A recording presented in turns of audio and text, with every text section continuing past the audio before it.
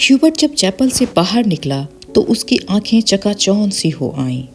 उसे लगा जैसे किसी ने अचानक ढेर सी चमकीली उबलती हुई रोशनी मुट्ठी में भरकर उसकी आंखों में झोंक दी हों। पियानो के संगीत सुर रुई के छुई मुई रेशों से अब तक उसके मस्तिष्क की थकी मांदी नसों पर फड़फड़ा रहे थे। वह काफ़ी थक गया था। पियानो बजाने से उसके फेफड़ों पर हमेशा भारी दबाव पड़ता था। दिल की धड़कन तेज हो जाती थी। उसे लगता था कि संगीत की एक नोट को दूसरे नोट में उतारने के प्रयत्न में वह एक अंधेरी खाई पार कर रहा है। आज चैपल में जो मैंने महसूस किया वह कितना रहस्यमय, कितना विचित्र था, ह्यूबर्ट ने सोचा। मुझे लगा पियानो का हर नोट चिरंतन खामोशी के अंधेरी खोह से निकलकर बाहर फैली नीली धुंध को काटता तराशता हुआ एक भूला सा अर्थ खींच लाता है। गिरता हुआ हर पौज एक छोटी सी मौत है, मानो घने छायादार वृक्षों की कांपती छायाओं में कोई पगडंडी गुम हो गई हो। एक छोटी सी मौत जो आने वाले सुरों को अपनी बची कुची गूंजियों की सांसें समर्पित कर जाती हैं, जो मर जाती हैं किंतु मिट नहीं पाती, मिटती नहीं इसलिए मरकर भी जीवित है, दूसरे सुरों में लय हो जाती है। डॉक्टर, क्या मृत्यु ऐसे ही आती है? अगर मैं डॉक्टर से पूछूं तो वह हंसकर टाल देंगे। मुझे लगता है वह पिछले कुछ दिनों से कोई बात छिपा रहे हैं। उनकी हंसी में जो सहानुभूति का भाव होता है वह मुझे अच्छा नहीं लगता। आज उन्होंने मुझे स्पेशल सर्विस आने से रोका था। कारण पूछने पर वह चुप रहे थे। कौन सी ऐसी बात है जिसे मुझे कहने से कतराते हैं? शायद मैं सबकी मिजाज होता जा रहा हूँ और बात कुछ भी नहीं है। ह्यूबर्ट ने देखा लड़कियों की कतार स्कूल के हॉस्टल जाने वाली सड़क पर नीचे उतरती जा रही है। उजली धूप में उनके रंग बिरंगे रिबन, हल्की आसमानी रंग के फ्रॉक और सफ़ेद पेटियां चमक रही हैं। सीनियर कैम्ब्रिज की कुछ लड़कियों ने चैपल की वाटिका से गुलाब के फूल तोड़कर अपने बालों में लगा लिए हैं। कैंटोनमेंट के 3-4 सिपाही लड़कियों को देखते हुए अश्लील मजाक करते हुए हंस रहे हैं और कभी कभी किसी की ओर जरा सा झुककर सीटी बजाने लगते हैं। Hello mister Hubert. ह्यूबर्ट ने चौंक कर पीछे देखा। लतिका एक मोटा सा रजिस्टर बगल में दबाए खड़ी थी। आप अभी यहीं हैं? ह्यूबर्ट की दृष्टि लतिका पर टिकी रही। वह क्रीम रंग की पूरी बाहों की ऊनी जैकेट पहनी हुई थी। कुमायूं लड़कियों की तरह लतिका का चेहरा गोल था। धूप की तपन से पका गेहुआ रंग कहीं कहीं हल्का गुलाबी हो आया था, मानो बहुत धोने पर भी गुलाल के कुछ धब्बे इधर उधर बिखर कर रह गए हों। उन लड़कियों के नाम नोट करने थे जो कल जा रही हैं, सो पीछे रुकना पड़ा। आप तो कल जा रहे हैं ना मिस्टर ह्यूबर्ट? अभी तक तो यही इरादा है, यहाँ रुककर भी क्या करूँगा। आप स्कूल की ओर जा रही हैं? चलिए। पक्की सड़क पर लड़कियों की भीड़ जमा थी, इसीलिए वे दोनों पोलो ग्राउंड का चक्कर काटते हुए पगडंडी से नीचे उतरने लगे। हवा तेज हो चली थी। चीड़ के पत्ते हर झोंके के संग टूट टूट कर पगडंडियों पर ढेर लगाते जाते थे। ह्यूबर्ट रास्ता बनाने के लिए अपनी छड़ी से उन्हें बुहार कर दोनों ओर बिखेर देता था। लतिका पीछे खड़ी हुई देखती रहती थी। अल्मोड़ा की ओर से आते हुए छोटे छोटे बादल रेशमी रुमालों से उड़ते हुए सूरज के मुंह पर लिपटे से जाते थे, फिर हवा में वह आगे बह जाते थे। इस खेल में धूप कभी मंद फीकी पड़ जाती थी, कभी अपना उजला आंचल खोलकर समूचे पहाड़ी शहर को अपने में समेट लेती थी। लतिका तनिक आगे निकल गई। ह्यूबर्ट की सांस चढ़ गई थी और वह धीरे धीरे हाँफता हुआ पीछे से आ रहा था। जब वे पोलो ग्राउंड के पवेलियन को छोड़कर सिमेट्री की दाईं ओर मुड़े तो लतिका ह्यूबर्ट की प्रतीक्षा करने के लिए खड़ी हो गई। उसे याद आया छुट्टियों के दिनों में जब कभी कमरे में अकेले बैठे बैठे उसका मन ऊब जाता था तो वह अक्सर टहलते हुए सिमेट्री तक चली जाती थी। उससे सटी पहाड़ी पर चढ़कर वह बर्फ में ढके देवदार के वृक्षों को देखा करती थी, जिनकी झुकी हुई शाखाओं से रुई के गोलों सी बर्फ नीचे कब्रों पर गिरा करती थी। नीचे बाजार जाने वाली सड़क पर बच्चे स्लेज पर फिसला करते थे। वह खड़ी खड़ी बर्फ में छिपी हुई उस सड़क का अनुमान लगाया करती थी जो फादर एलमंड के घर से गुजरती हुई मिलिट्री अस्पताल और डाकघर से होती हुई चर्च की सीढ़ियों तक जाकर गुम हो जाती थी। जो मनोरंजन एक दुर्गम पहेली को सुलझाने में होता है, वही लतिका को बर्फ में खोए हुए रास्तों को खोज निकालने में होता था। आप बहुत तेज चलती हैं मिस लतिका। थकान से ह्यूबर्ट का चेहरा कुम्हला गया था, माथे पर पसीने की बूंदें छलक आई थीं। कल रात आपकी तबीयत क्या कुछ खराब हो गई थी मिस्टर ह्यूबर्ट? आपने कैसे जाना? क्या मैं आपको अस्वस्थ दिख रहा हूँ? ह्यूबर्ट के स्वर में हल्की सी खींच का आभास था। उसने सोचा, सब लोग मेरी सेहत को लेकर ही चर्चा क्यों शुरू करते हैं? नहीं, मुझे तो पता भी नहीं चलता। वह तो सुबह करीमुद्दीन ने बातों ही बातों में जिक्र छेड़ दिया था। लतिका कुछ अप्रतिभ सी हो आई। कोई खास बात नहीं, वही पुराना दर्द शुरू हो गया था। अब बिल्कुल ठीक हैं। अपने कथन की पुष्टि के लिए ह्यूबर्ट छाती सीधी करके तेज कदम बढ़ाने लगा। डॉक्टर मुखर्जी को दिखलाया था? वह सुबह आए थे। उनकी बात कुछ समझ में नहीं आती। हमेशा दो बातें एक दूसरे से उल्टी कहते हैं। कहते थे कि इस बार मुझे 6-7 महीनों की छुट्टी लेकर आराम करना चाहिए, लेकिन अगर मैं ठीक हूँ तो भला इसकी क्या ज़रूरत है? ह्यूबर्ट के स्वर में व्यथा की छाया लतिका से छिपी न रह सकी। बातों को टालते हुए उसने कहा, आप तो नाहक चिंता करते हैं मिस्टर ह्यूबर्ट। आजकल मौसम बदल रहे हैं, अच्छे भले आदमी बीमार हो जाते हैं। ह्यूबर्ट का चेहरा प्रसन्नता से दमकने लगा। उसने लतिका को ध्यान से देखा। वह अपने दिल का संशय मिटाने के लिए निश्चिंत हो जाना चाहता था। कहीं लतिका उसे केवल दिलासा देने के लिए तो झूठ नहीं बोल रही। यही तो मैं सोच रहा था मिस लतिका। डॉक्टर की सलाह सुनकर तो मैं डर गया। भला 6-7 महीने की छुट्टी लेकर मैं अकेला क्या करूँगा? स्कूल में तो बच्चों के संग मन लगा रहता है। सच पूछो तो दिल्ली में ये 2 महीनों की छुट्टियाँ भी काटनी दूभर हो जाती हैं। मिस्टर ह्यूबर्ट, कल आप दिल्ली जा रहे हैं? लतिका चलते चलते हठात ठिठक गई। सामने पोलो ग्राउंड फैला था, जिसके दूसरी ओर मिलिट्री के ट्रक कैंटोनमेंट की ओर जा रहे थे। ह्यूबर्ट को लगा जैसे लतिका की आंखें अंधमुंदी सी खुली रह गई हैं, मानो पलकों पर एक पुराना भूला सा सपना सरक आया हो। मिस्टर ह्यूबर्ट, आप दिल्ली जा रहे हैं? इस बार लतिका ने प्रश्न नहीं दोहराया। उसके स्वर में केवल एक असीम दूरी का भाव घिर आया था। बहुत अरसा पहले मैं भी दिल्ली गई थी मिस्टर ह्यूबर्ट। तब मैं बहुत छोटी थी। न जाने कितने बरस बीत गए। हमारी मौसी का ब्याह वहीं हुआ था। बहुत सी चीज़ें देखी थी, लेकिन अब तो सब धुंधला सा पड़ गया है। इतना याद है कि हम कुतुब पर चढ़े थे। सबसे ऊंची मंजिल से नीचे झांका था। न जाने कैसा लगा था। नीचे चलते हुए आदमी चाबी भरे हुए खिलौने से लगते थे। हमने ऊपर से उनके ऊपर मूंगफलियों के छिलके भी फेंके थे, लेकिन हम बहुत निराश हुए क्योंकि उनमें से किसी ने हमारी तरफ नहीं देखा।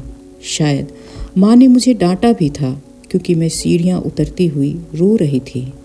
शायद माँ ने नहीं डांटा था और मैं सिर्फ नीचे झांकते हुए डर गई थी।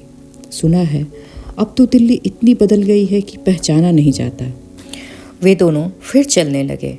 हवा का वेग ढीला पड़ने लगा था।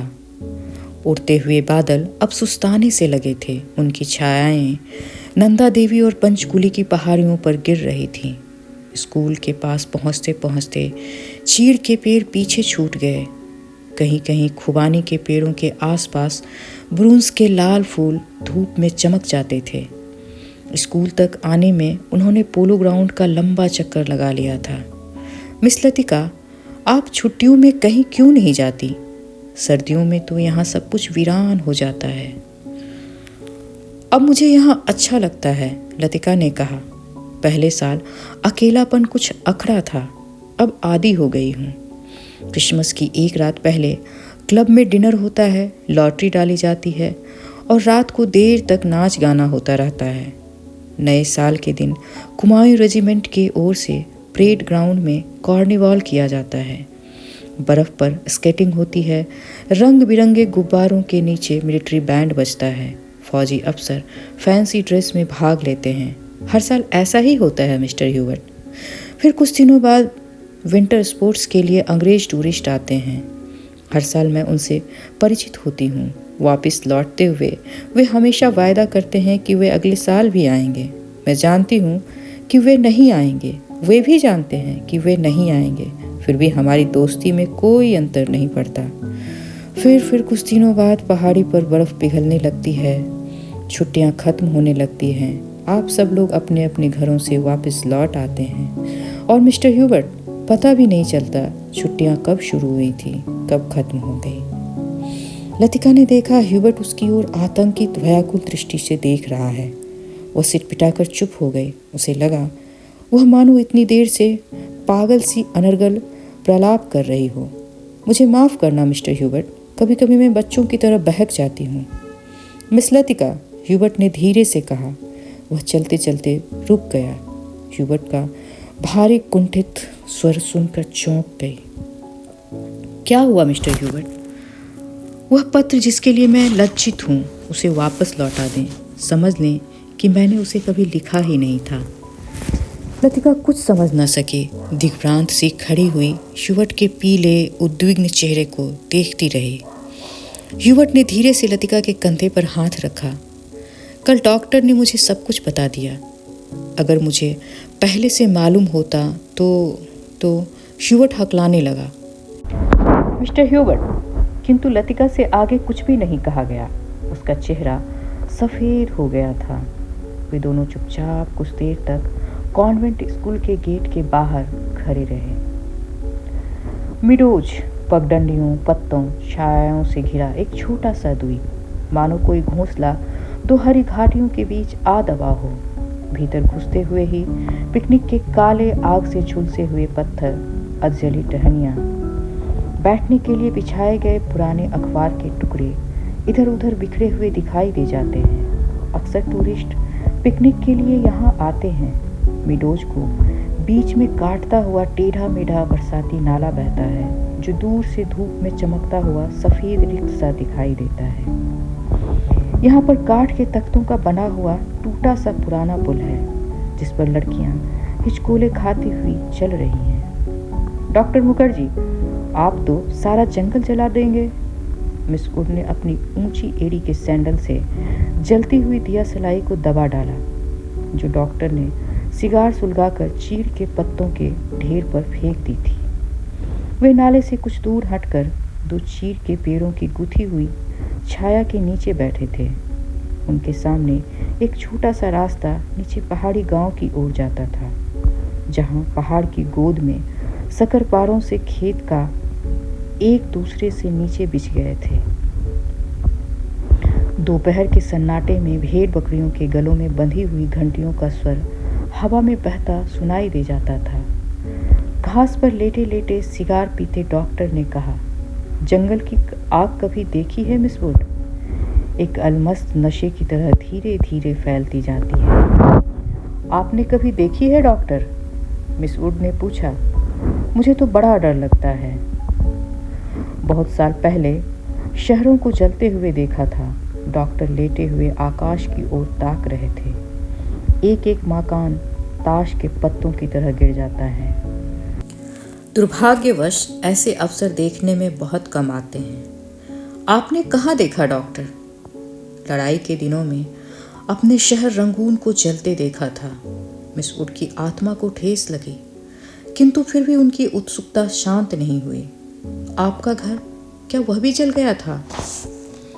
डॉक्टर कुछ देर तक चुपचाप लेटा रहा। हम उसे खाली छोड़कर चले आए थे। मालूम नहीं क्या हुआ। अपने व्यक्तिगत जीवन के संबंध में कुछ भी कहने में डॉक्टर को कठिनाई महसूस होती है। डॉक्टर, क्या आप कभी वापस वर्मा जाने के बारे में नहीं सोचते? डॉक्टर ने अंगड़ाई ली और करवट बदलकर औंधे मुंह लेट गए। उनकी आंखें मुंद गई और माथे पर बालों की लटें झूल आईं। सोचने से क्या होता है मिस वुड?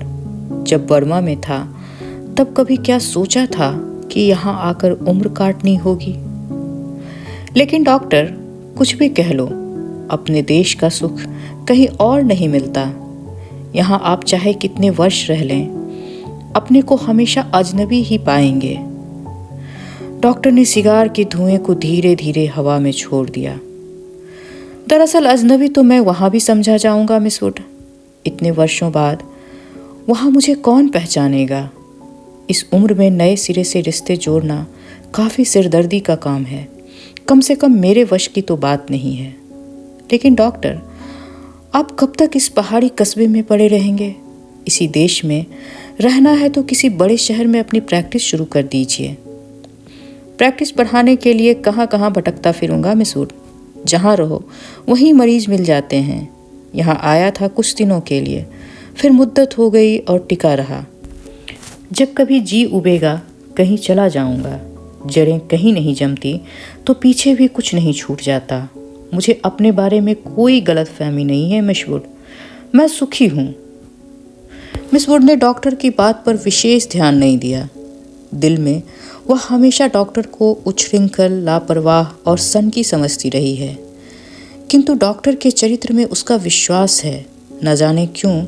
हालांकि डॉक्टर ने जाने अनजाने में इसका कोई प्रमाण दिया हो, याद नहीं पड़ता। मिस वुड ने एक ठंडी सांस भरी। वह हमेशा यह सोचती थी कि यदि डॉक्टर इतना आलसी और लापरवाह ना होता तो अपनी योग्यता के बल पर काफ़ी चमक सकता था। इसीलिए उसे डॉक्टर पर क्रोध भी आता था और दुख भी होता था। मिस वुड ने अपने बैग से उनका गोला निकाला और सिलाइयाँ निकाली। फिर उसके नीचे से अखबार में लिपटा हुआ चौड़ा टॉफ़ी का डब्बा निकाला, जिसमें अंडों की सैंडविच और हैमबर्ग दबे हुए थे। थर्मस से प्यालों में कॉफ़ी उड़ेलते हुए मिस वुड ने कहा, डॉक्टर, कॉफ़ी ठंडी हो रही है। डॉक्टर लेटे लेटे बुड़बुड़ाए। मिस वुड ने नीचे झुककर देखा। वह कूनी पर सिर टिकाए चुपचाप सो रहे थे। ऊपर का होंठ जरा सा फैल कर मुड़ गया था, मानो किसी से मजाक करने से पहले वह मुस्कुरा रहे हों। उनकी उंगलियों में दबा हुआ सिगार नीचे झुका हुआ लटक रहा था।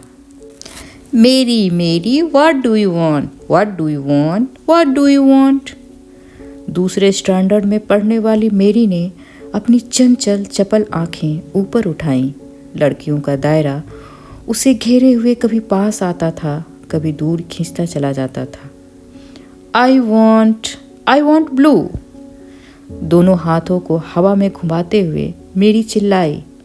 दायरा पानी की तरह टूट गया। सब लड़कियां एक दूसरे पर गिरती पड़ती किसी नीली वस्तु को छूने के लिए भाग दौड़ करने लगी। लंच समाप्त हो चुका था। लड़कियों के छोटे छोटे दल मिडोज में बिखर गए थे। ऊंची क्लास की कुछ लड़कियां चाय का पानी गर्म करने के लिए पेड़ों पर चढ़कर सूखी टहनियां तोड़ रही थीं। दोपहर की उस घड़ी में मिडोज अलसाया सा ऊँघता जान पड़ता था। जब हवा का कोई फूला भटका झोंका आता था तब चीड़ के पत्ते खरखरा उठते थे। कभी कोई पक्षी अपनी सुस्ती मिटाने झाड़ियों से उड़कर नाले के किनारे बैठ जाता था, पानी में सिर डुबोता था, फिर उड़कर हवा में दो चार निरुद्देश्य चक्कर काटकर दोबारा झाड़ियों में दुबक जाता था। किंतु जंगल की खामोशी शायद कभी चुप नहीं रहती। गहरी नींद में डूबी सपनों से कुछ आवाज़ें नीरवता के हल्के झीने पर्दे पर सलवटें बिछा देती हैं। मूक लहरों से तिरती हैं, मानो कोई दबे पांव झाँक कर अदृश्य संकेत कर जाता है, देखो मैं यहाँ हूँ। लतिका ने जूली के बॉब हेयर को सहलाते हुए कहा, तुम्हें कल रात बुलाया था। मैडम, मैं सो गई थी, आप अपने कमरे में नहीं थी। लतिका को याद आया कि कल रात वह डॉक्टर के कमरे के टेरेस में देर तक बैठी रही और भीतर ह्यूबर्ट पियानो पर सोंपा का नॉकटर्न बजा रहा था। जूली, मैं तुमसे कुछ पूछना चाहती हूँ। उसे लगा वह जूली की आंखों से अपने को बचा रही है। जूली ने अपना चेहरा ऊपर उठाया। उसकी भूरी आंखों से कौतूहल झांक रहा था। तुम ऑफिसर मेस में किसी को जानती हो? जूली ने अनिश्चित भाव से सिर हिलाया। लतिका कुछ देर तक जूली को अपलक घूरती रही। जूली, मुझे विश्वास है तुम झूठ नहीं बोलोगी। कुछ क्षण पहले जूली की आंखों में जो कौतूहल था वह भय में परिणत होने लगा। लतिका ने अपनी जैकेट के जेब से एक नीला लिफाफा निकालकर जूली की गोद में फेंक दिया। यह किसकी चिट्ठी है? जूली ने लिफाफा उठाने के लिए हाथ बढ़ाया, किंतु फिर एक क्षण के लिए उसका हाथ कांप कर ठिठक गया। लिफाफे पर उसका नाम और हॉस्टल का पता लिखा हुआ था। थैंक यू मैडम, मेरे भाई का पत्र है, वह झांसी में रहते हैं। जूली ने घबराहट में लिफाफे को अपने स्कर्ट की तहों में छिपा लिया। जूली, जरा मुझे लिफाफा दिखलाओ। लतिका का स्वर तीखा कर्कश हो गया। जूली ने अनमने भाव से लतिका को पत्र दे दिया। तुम्हारे भाई झांसी में रहते हैं? जूली इस बार कुछ नहीं बोली। उसकी उद्भ्रांत उखरी सी आंखें लतिका को देखती रहीं। यह क्या है? जूली का चेहरा सफ़ेद फक पड़ गया। लिफाफे पर कुमायूं रेजिमेंटल सेंटर की मुहर उसकी ओर घूर रही थी। कौन है यह? लतिका ने पूछा। उसने पहले भी हॉस्टल में उड़ती हुई अफवाह सुनी थी कि जूली को क्लब में से किसी मिलिट्री ऑफिसर के संग देखा गया था, किंतु ऐसी अफवाहें अक्सर उड़ती रहती थीं और उसने उस पर विश्वास नहीं किया था। जूली, अभी तुम बहुत छोटी हो। जूली के होंठ कांपे, उसकी आंखों में निरीह याचना का भाव घिर आया। अच्छा, अभी जाओ, तुमसे छुट्टियों के बाद बातें करूंगी। जूली ने ललचाई हुई दृष्टि से लिफाफे की ओर देखा। कुछ बोलने को उद्यत हुई, फिर बिना कुछ कहे चुपचाप वापस लौट गई। लतिका देर तक जूली को देखती रही, जब तक वह आंखों से ओझल नहीं हो गई। क्या मैं किसी खूसट बुढ़िया से कम हूँ? अपना अभाव का बदला क्या मैं दूसरों से ले रही हूँ? शायद, कौन जाने, शायद जूली का यह प्रथम परिचय हो, उस अनुभूति से जिसे कोई भी लड़की बड़े चाव से संजोकर संभाल कर अपने में छिपाए रहती है। एक अनिर्वचनीय सुख जो पीड़ा लिए है, पीड़ा और सुख को डुबोती हुई उमड़ते ज्वार की खुमारी जो दोनों को अपने में समा लेती है। एक दर्द जो आनंद से उपजा है और पीड़ा देता है। यहीं इसी देवदार के नीचे उसे भी यही लगा था जब गिरीश ने पूछा था, चुप क्यों हो? वह आंखें बूंदे सोच रही थी। यहीं इसी देवदार के नीचे उसे भी यही लगा था जब गिरीश ने पूछा था, तुम चुप क्यों हो? वह आंखें मूंदे सोच रही थी। सोच कहाँ रही थी, जी रही थी उसी क्षण को जो भय और विस्मय के बीच भींचा था, बहका सा पागल क्षण। वह अभी पीछे मुड़ेगी तो गिरीश की नर्वस मुस्कुराहट दिखाई दे जाएगी। उस दिन से आज दोपहर तक का अतीत एक दुःस्वप्न की मानिंद टूट जाएगा। वही देवदार है जिस पर उसने अपने बालों के क्लिप से गिरीश का नाम लिखा था। पेड़ की छाल उतरती नहीं थी, क्लिप टूट जाता था। तब गिरीश ने अपने नाम के नीचे उसका नाम लिखा था। और जब कभी अक्षर बिगड़कर टेढ़ा मेढ़ा हो जाता था तब वह हंसती थी और गिरीश का कांपता हाथ और भी कांप जाता था।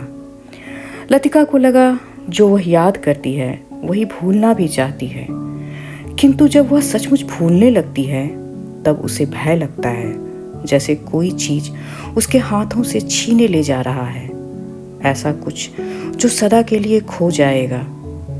बचपन में जब भी वह कभी अपने किसी खिलौनों को खो दिया करती थी तो वह गुमसुम होकर सोचा करती थी, कहाँ रख दिया मैंने।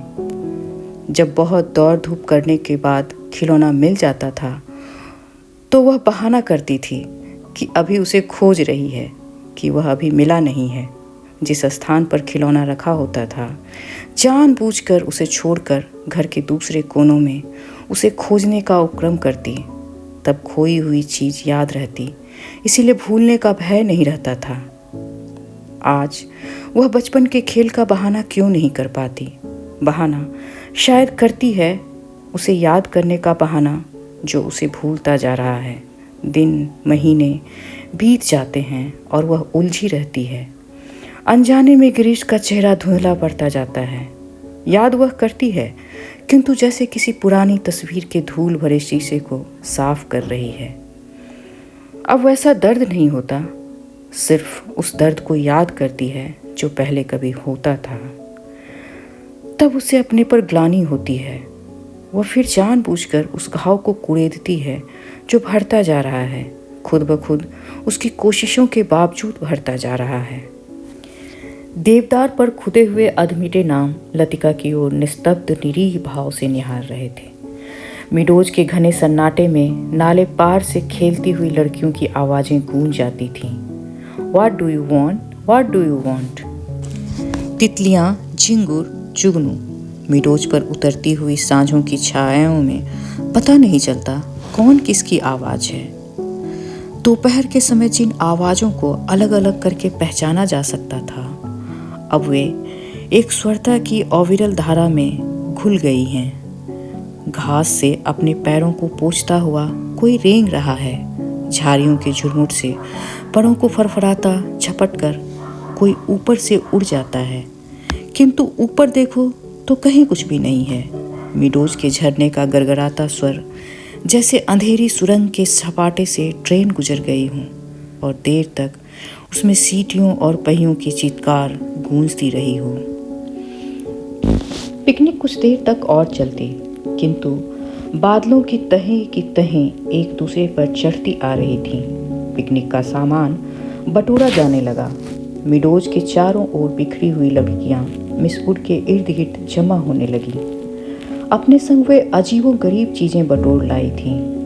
कोई किसी पक्षी के टूटे पंख को बालों में लगाए हुए थी, किसी ने पेड़ की टहनी को चाकू से छीलकर छोटी सी बेंत बना ली थी। ऊंची क्लास की कुछ लड़कियां अपने अपने रुमालों में नाले से पकड़ी हुई छोटी छोटी बालिश्त भर की मछलियों को दबा कर रखा था, जिन्हें मिस वुड से छिपाकर वे एक दूसरे को दिखा रही थी। मिस वुड लड़कियों की टोली के संग आगे निकल गई।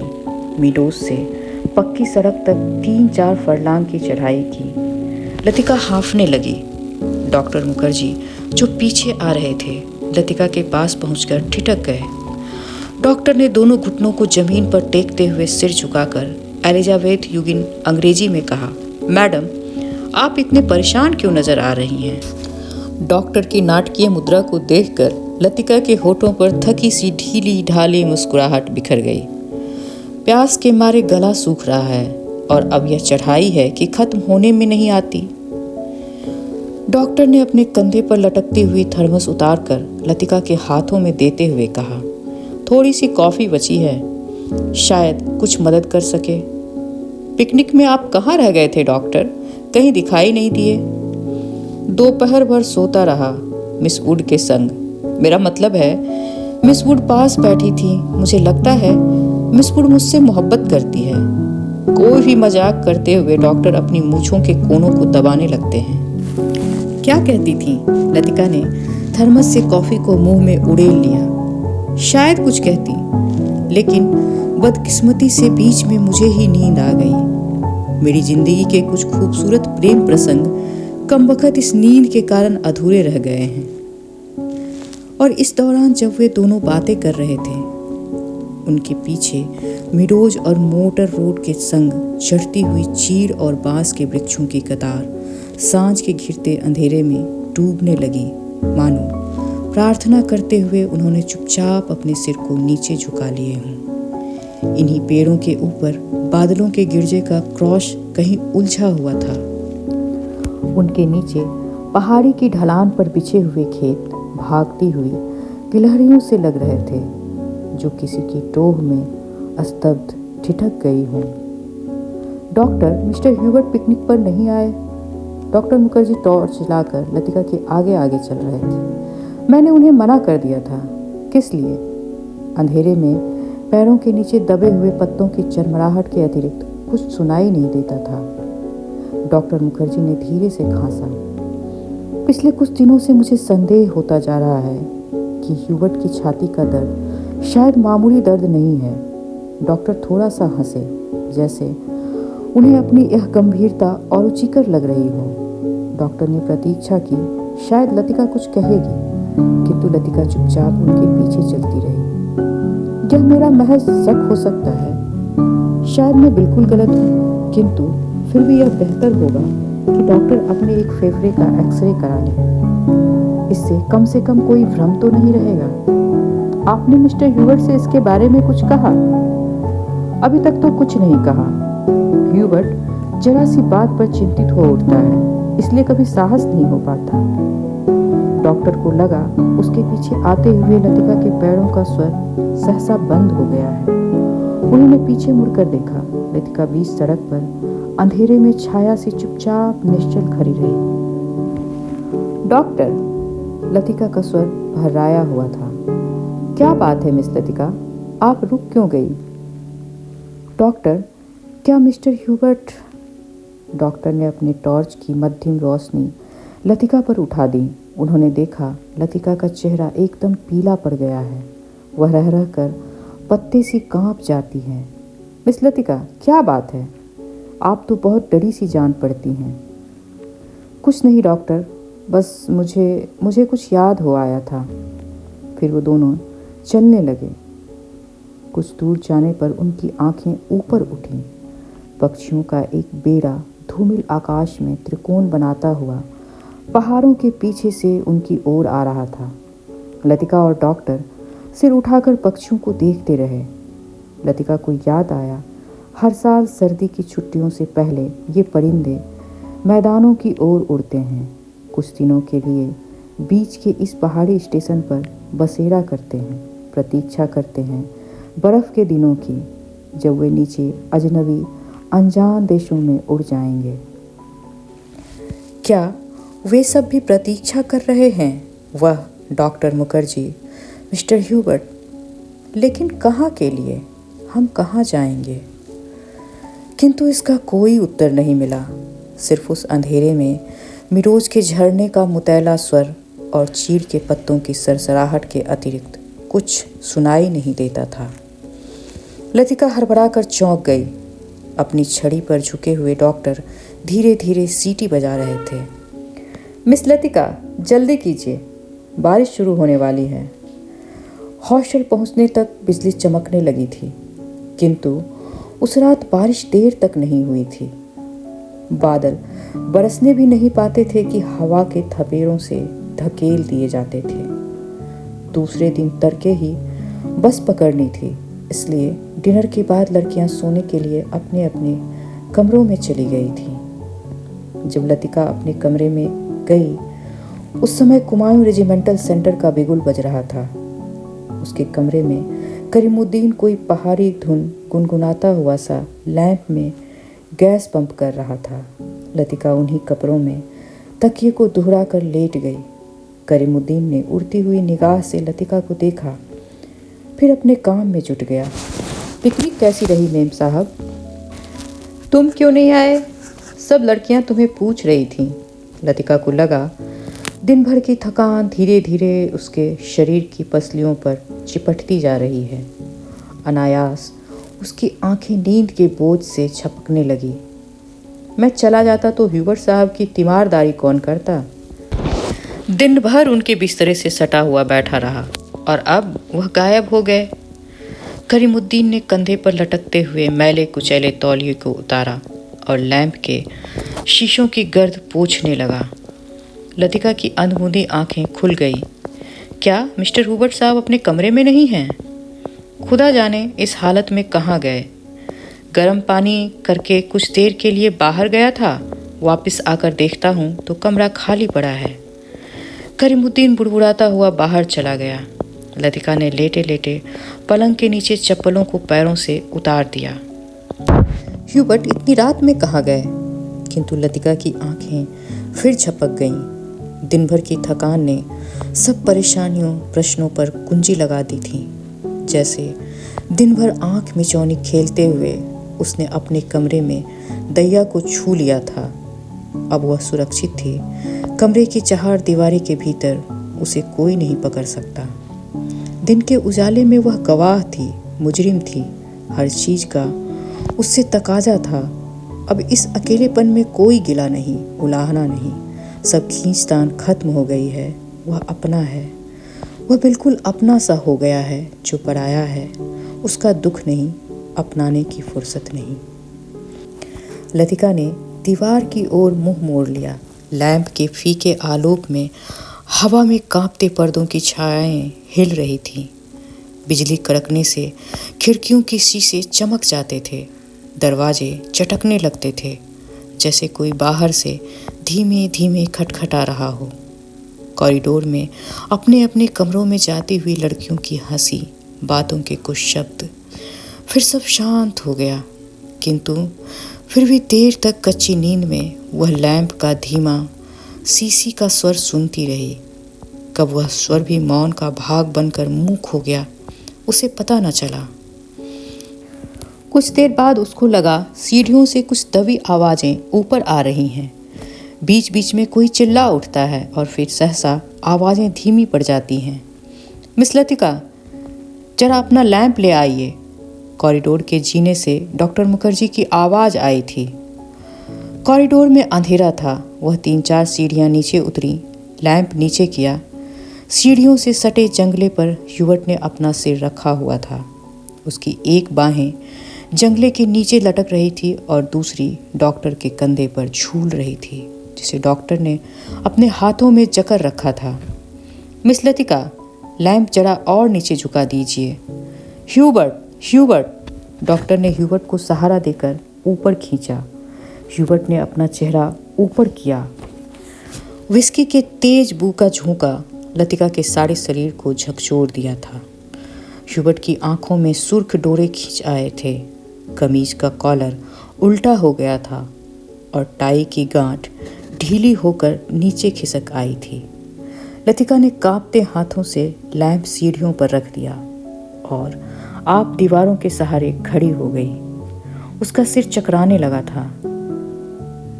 इन the back lane of the city there is a girl who loves me. Hubert हिचकियों के बीच गुनगुना रहा था। Hubert please please. डॉक्टर ने ह्यूबर्ट के लड़खड़ाते शरीर को अपने मजबूत गिरफ्त में पकड़ लिया। मिस लतिका, आप लैंप लेकर आगे चलिए। लतिका ने लैंप उठाया। दीवार पर उन तीनों की छायाएं डगमगाने लगी। In the back lane of the city there is a girl who loves me. Hubert doctor Mukherjee के कंधे पर सिर टिकाए अंधेरी सीढ़ियों पर उल्टे सीधे पैर रखता हुआ चढ़ रहा था। डॉक्टर, हम कहाँ हैं? ह्यूबर्ट सहसा इतनी जोर से चिल्लाया, उसकी फटती हुई आवाज सुनसान अंधेरे कॉरिडोर की छत से टकराकर देर तक गूंजती रही। ह्यूबर्ट! डॉक्टर को एकदम ह्यूबर्ट पर गुस्सा आ गया। फिर अपने गुस्से पर ही उन्हें खींच सी हो आई और ह्यूबर्ट की पीठ थपथपाने लगे। कुछ बात नहीं है ह्यूबर्ट डियर, तुम बस थक गए हो। ह्यूबर्ट ने अपनी आंखें डॉक्टर पर गड़ा दी। उनमें एक भयभीत बच्चे की सी कातरता झलक रही थी, मानो डॉक्टर के चेहरे से वह किसी प्रश्न का उत्तर पा लेना चाहता हो। ह्यूबर्ट के कमरे में पहुंचकर डॉक्टर ने उसे बिस्तरे पर लिटा दिया। ह्यूबर्ट ने बिना किसी विरोध के चुपचाप अपने जूते मोजे उन्हें उतारने दिए। जब डॉक्टर ह्यूबर्ट की टाई उतारने लगे, ह्यूबर्ट अपने घुंडी के सहारे उठा। कुछ देर तक डॉक्टर को आंखें फाड़ते हुए घूरता रहा, फिर धीरे से उनका हाथ पकड़ लिया। डॉक्टर, क्या मैं मर जाऊंगा? कैसी बातें करते हो ह्यूबर्ट? डॉक्टर ने उसका हाथ छुड़ाकर धीरे से ह्यूबर्ट का सिर तकिए पर टिका दिया। Good night Hubert. Good night doctor. Hubert ने करवट बदल ली। Good night mister Hubert. Latika का स्वर सिहर गया, किंतु ह्यूबर्ट ने कोई उत्तर नहीं दिया। करवट बदलते ही उन्हें नींद आ गई थी। कॉरिडोर में वापस आकर डॉक्टर मुखर्जी रेलिंग के सामने खड़े हो गए। हवा के तेज झोंकों से आकाश में फैले बादलों की परतें जब कभी इकट्ठी हो जाती, तब उनके पीछे से चांदनी बुझती हुई आग की धुएं से आसपास की पहाड़ियों पर फैल जाती थी। आपको मिस्टर ह्यूबर्ट कहाँ मिले? लतिका कॉरिडोर के दूसरे कोने में रेलिंग पर झुकी हुई थी। क्लब के बार में उन्हें देखा था। मैं ना पहुंचता तो वह ना जाने कब तक बैठे रहते। डॉक्टर मुखर्जी ने सिगरेट चलाई। उन्हें अभी 1-2 मरीजों के घर और जाना था। कुछ देर तक उन्हें टाल देने के इरादे से वह कॉरिडोर में खड़े रहे। नीचे अपने क्वार्टर में बैठा हुआ करीमुद्दीन माउथ ऑर्गन पर कोई पुरानी फिल्मी धुनें बजा रहा था। आज दिन भर बादल छाए रहे, लेकिन खुलकर बारिश नहीं हुई थी। क्रिसमस तक शायद मौसम ऐसा ही रहेगा। कुछ देर तक दोनों चुपचाप खड़े रहे। कॉन्वेंट स्कूल के बाहर फैले लॉन से झिंगुरों का अनवरत स्वर चारों ओर फैली निस्तब्धता को और भी अधिक घना बना रहा था। कभी कभी ऊपर मोटर रोड पर किसी कुत्ते की रिड़ाहट सुनाई पड़ जाती थी। डॉक्टर, कल रात अपने मिस्टर ह्यूबर्ट से कुछ कहा मेरे बारे में? वही जो सब लोग जानते हैं, और ह्यूबर्ट जिसे जानना चाहिए था नहीं जानता था। डॉक्टर ने लतिका की ओर देखा। वह जड़वत और विचलित रेलिंग पर झुकी हुई थी। वैसे हम सबकी अपनी अपनी जिद होती है। कोई छोड़ देता है, कुछ लोग आखिर तक उससे चिपके रहते हैं। डॉक्टर मुखर्जी अंधेरे में मुस्कुराए। उनकी मुस्कुराहट में सूखा सा विरक्ति का भाव भरा था। कभी कभी मैं सोचता हूँ मिस लतिका, किसी चीज़ को ना जानना यदि गलत है तो जानबूझकर ना भूल पाना, हमेशा जोक की तरह चिपटे रहना, यह भी तो गलत है। बर्मा से आते हुए जब मेरी पत्नी की मृत्यु हो गई थी, मुझे अपनी ज़िंदगी बेकार सी लगने लगी थी। आज उस बात को अरसा गुजर गया और जैसा आप देखती हैं मैं जी रहा हूँ। उम्मीद है कि काफ़ी अरसा और जीऊँगा। ज़िंदगी काफ़ी दिलचस्प लगती है, और यदि उम्र की मजबूरी ना हो तो शायद मैं दूसरी शादी करने में भी ना हिचकता।